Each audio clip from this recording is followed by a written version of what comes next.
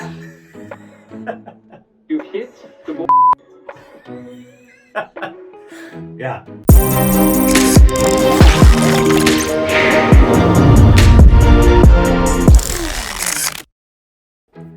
Hey everybody, this is Jason Holman Petrie.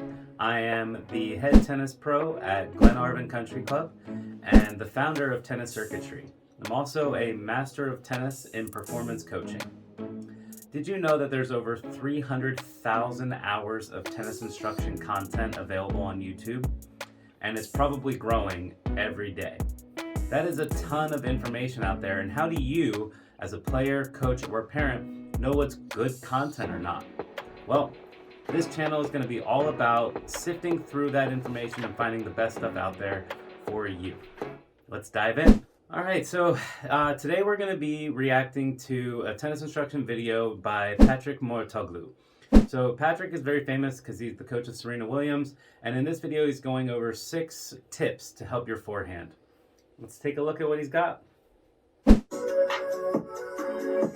You're preparing here, and when the ball bounces, you finish the preparation and accelerate. But the problem is if the ball is fast, and if you do that, you're going to hit the ball here. Make sure that when it bounces here, you start to accelerate. All right, so interesting tip. He's talking about the preparation, and he's saying that she's making contact late. So yeah, we don't want to make contact late. We want to make contact in front.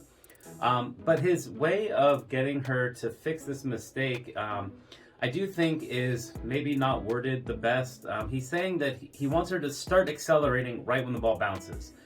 Well, my big problem with that is a tennis ball is going to bounce at so many different speeds and so many different places on the court. That's going to be very situational. For sure, the preparation is something that used to get taught very differently than it does now. Now, we immediately turn the shoulders, but we don't bring the racket back until it's time to begin our full swing. So just an interesting thing about the wording there. But in general, good tip as far as you do want to prepare early by getting the shoulders turned. Parfait. Very good. Yes, ready? In! I think it's crazy where he's standing there. He's very confident in her abilities as a coach. We're going a lot in the middle, and you want it to be there. So you know what? Contact point, you want to hit here, it has to be here. Accelerate earlier. It's all about how early you start to accelerate.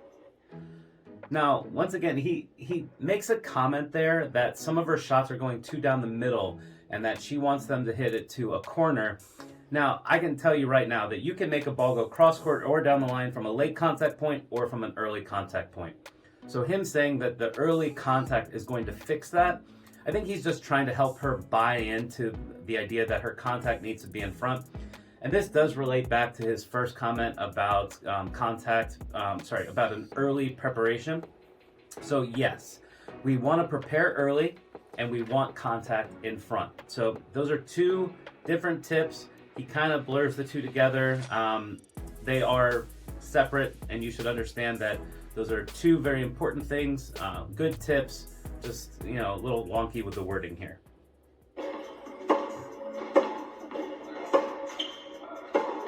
Yes! On the last step, the preparation is over, and what I would like to improve is this. What you're going to do, you're going to keep your eye on the ball. Good. You have to see me anytime. See me. You see me? All right, so that right there was really interesting. So he's saying that she's opening up her shoulders too much, and his way of getting her to fix that is by keeping her eyes watching the ball. But then he says, no, watch me. You should be able to see me after you're done swinging. So is she actually watching the ball?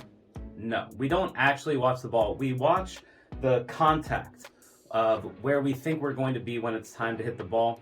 The ball will leave, will still be there, and then we'll look across the net. So he's teaching it right. His wording is a little weird. I also want to make sure that you all understand that you can be watching contact and still open your shoulders too soon. You can also have your shoulders close the appropriate amount and not be watching contact at all. So those things are not a perfect correlation. In the end, it does help her fix this mistake. So that's some good coaching from Patrick. Just want to make sure that you're very clear. Sometimes his wording, I don't always think it's super clear. It might be because he's very French. Muy bien. Yes, he says it a lot. So. Okay, keep seeing me. Great. Again. Good job. That's one. You see me? Good job. She's impressed. Okay. Feel confident She's when the happy. ball bounces, that all your body, your hand, everything. Student's goes- happy, I'm the happy. ball bounces. You ready to accelerate? Not at all. Look at the preparation. Prepare, accelerate.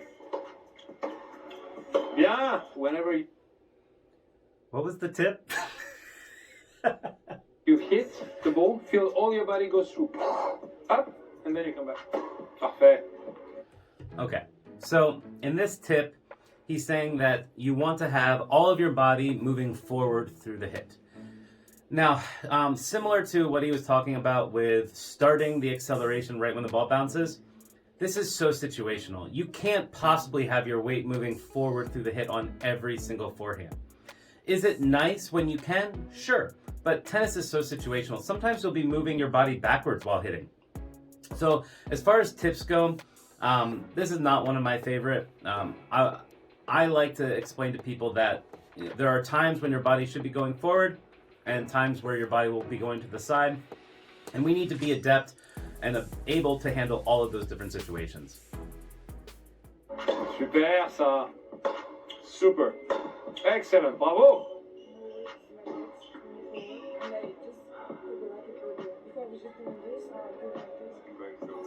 Wow! As you see, you attack with your shoulder a lot. The shoulder goes before. I would like your hand to pass. Now, I want to see this coming from the hand. Accelerate your hand. Let's go. Let's go. Yes, exactly. Just be in that position. Pass the hand first.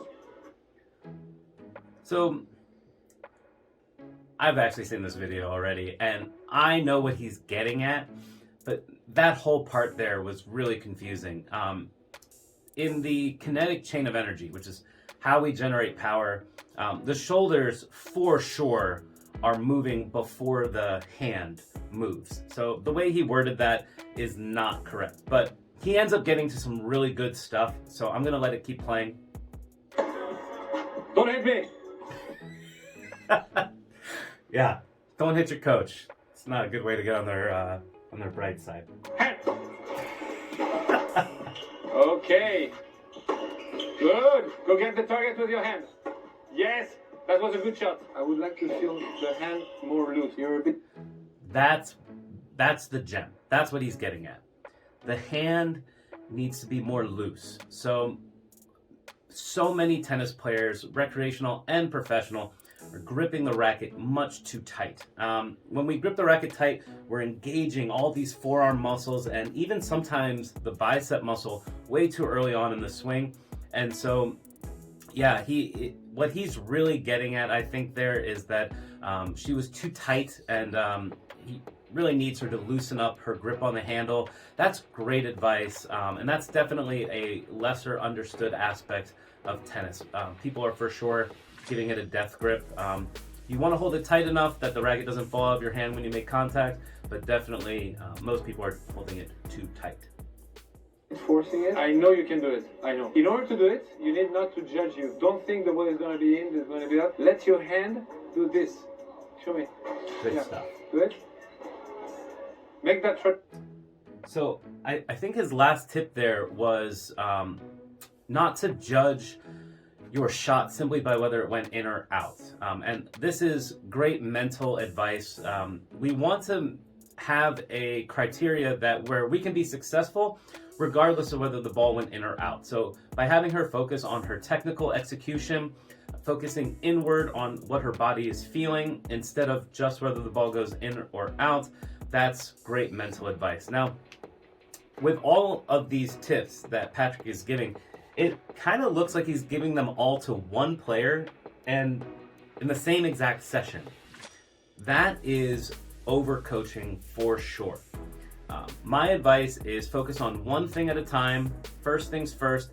Let's hammer that one thing in until it is second nature. And then and only then can you move on. Now, as a player, I can be aware that I've got 5 things that I need to work on, but I need to strategically ignore 4 of those things and focus on what I consider to be the number one most important thing.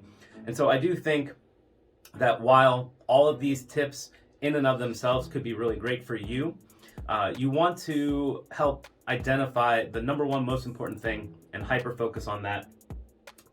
Maybe you could say, because she's an advanced player, she can handle a little bit more feedback. But even for an advanced player, 6 things to focus on all at once, that is too much. Trajectory. You know how to do it. You're moving, but you do exactly the same thing. Okay? Don't try to hit hard. There's a very good spin. Yes! Great job. Super good job.